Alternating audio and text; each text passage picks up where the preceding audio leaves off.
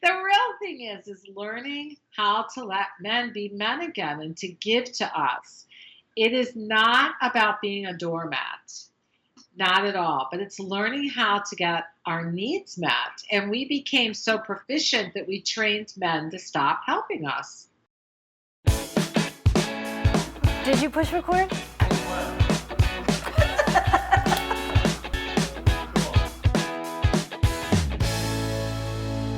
Thanks for tuning in again to our second act with Paige and Silka. We are back for another segment of our relationship series, Finding Love Again After 50. And joining us again is Lisa Copeland, the expert at helping women find love again after 50. Lisa, thanks for staying with us. My pleasure, Silka. It's fun being here. I enjoy helping women find love. So this is great. Well, we just recorded 3 other segments with Lisa, all of which are focused on really preparing yourself for this step. Lots of things have changed since we may have been out there in our 20s and 30s. Lots of us have gotten divorced, have perhaps lost our husbands, our spouse, and we're sort of floundering out here. And Lisa, you brought up a really good point of one other thing that women need to understand, which is that men are different now after 50. Tell us what you mean by that. What do we need to know? They really are. Men have sort of gone through a male menopause the way we've gone through menopause ourselves, or are in the process of going through menopause. And they're different. They've come to a place where they know what they want in life.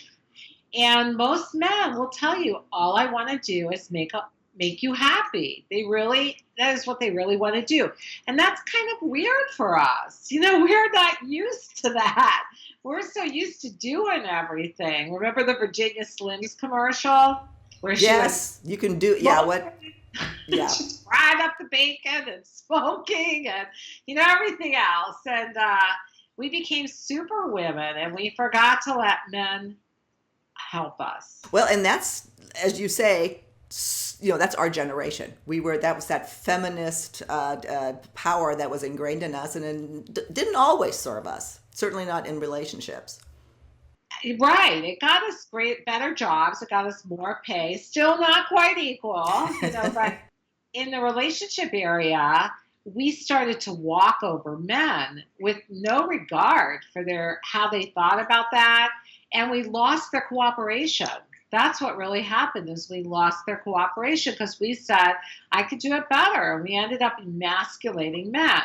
And I had 2 relationships, a relationship between my marriages and my second marriage, where both men said to me, you don't know how to let a man be a man. It is part of what got me on this journey as well. But I didn't. I'd always had male friends. I loved men, but I did emasculate them because I was like, I am woman, let me roar, and I can do it better than you. Mm-hmm. And we can. A lot of times we really can. And we're very critical when a guy does something and he doesn't do it right because we know how we would have done it. And that just wasn't right. So the real thing is learning how to let men be men again and to give to us. It is not about being a doormat. Not at all. But it's learning how to get our needs met. And we became so proficient that we trained men to stop helping us. Mm-hmm. Mm-hmm.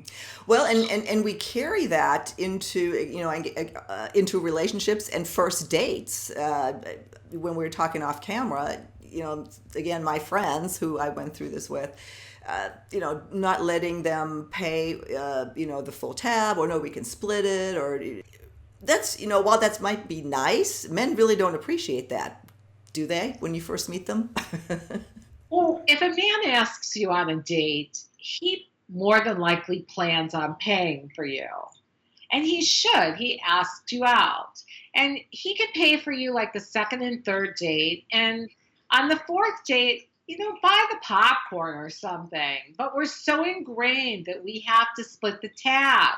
And most men, although they may appreciate your offer, it doesn't make them feel that great unless they're not financially secure. And then that's a different situation. But men who are financially secure, they're wired to make you feel safe, protected, and provided for to the best of their ability. And they really want to be your hero, and they really want to make you happy. And men are so much simpler than women. They really are. They do not evaluate everything like we do. They are not critical. But like I said before, the biggest thing that we do is we train men to not do for us. Hmm. And a great example of that, I have a friend, she was on a plane, and even myself, recently, my honey and I were on a plane. We'd gone on a cruise. I had put my overhead bag up, and because I forget sometimes too, but when it came to getting it down, he says, "Let me get it for you." And it would have been so easy for me to say, "Why? I could do that." And I turned to him and I said, "Well, thank you. I so appreciate it," because it means they want to feel helpful to you. They really do. No, it is a great point, and somehow it was ingrained in our generation. You proved that you can, as we said earlier, that you can do it better, and that can be hard to let go of. It is. Well, like I said, I was going to drag that thing down because I could do it. But another time, a good example is he came in one day and he said, "You want me to go get the mail?" I go, "No, that's okay." He said, "Do you want me to help you make something?" I go, "No, that's okay. That's fine." He said, "Lisa, I'm just trying to help you. I want to make you happy." It was like ding, ding, ding to me, like, let the guy do something for God's sakes. And we do struggle with that. We really, really do. And you have to take a breath. And you have to just learn to say, yes, thank you. But the biggest thing about men, they will do for us, we don't always appreciate them for what they do. And men do feel very underappreciated. They really try their best, many of them, to make you happy. And the ones that have been burned, you'll see them online. They'll be complaining about the women that didn't appreciate them or didn't whatever. And that's because women didn't appreciate them and they've tried their best to do it for them. Other than that, Lisa, what other key differences are there between men and women at this age that we may not be aware of consciously? What we don't realize is that we are actually wired very differently. A friend and I used to laugh when we first started dating in our 40s, and we said, I think we're looking for women in men's bodies because we want men to be our best friend and process everything with them. And men, when you ask them to do that, have you ever watched their eyes glaze over when you're telling a story that's 20 minutes long or whatever? Men are geared to fix. And that drives women crazy because women are geared for community and we need to dump. And when we say to a man, I just need to tell you the story, and we go on and on, a man can't stay into it because he can't figure out what you want him to fix. Mm-hmm. So he wants to be your hero. Men are hero-oriented, women are community-oriented.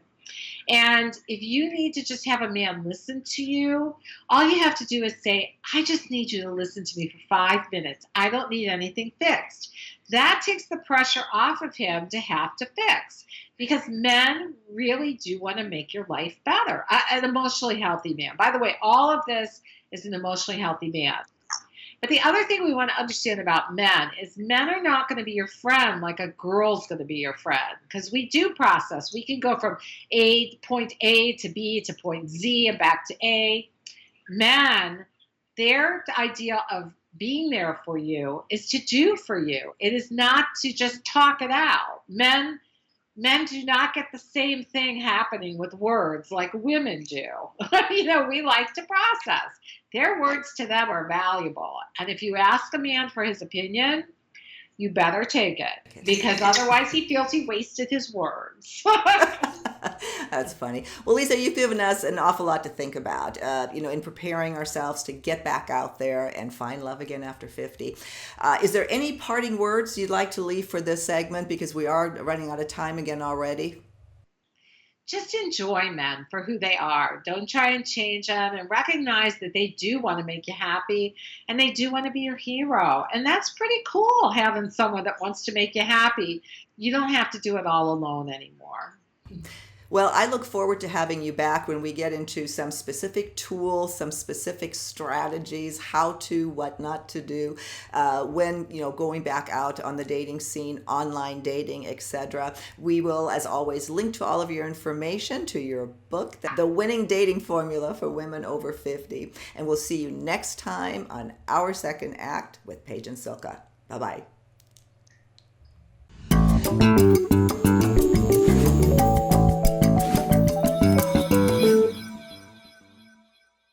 Thanks again for joining us today. I hope you found this information helpful. If you haven't already done so, please just take 1 second to subscribe to our channel. The button's right over here. And for more videos on finding love again after 50, please visit our website, secondact.tv. See you soon.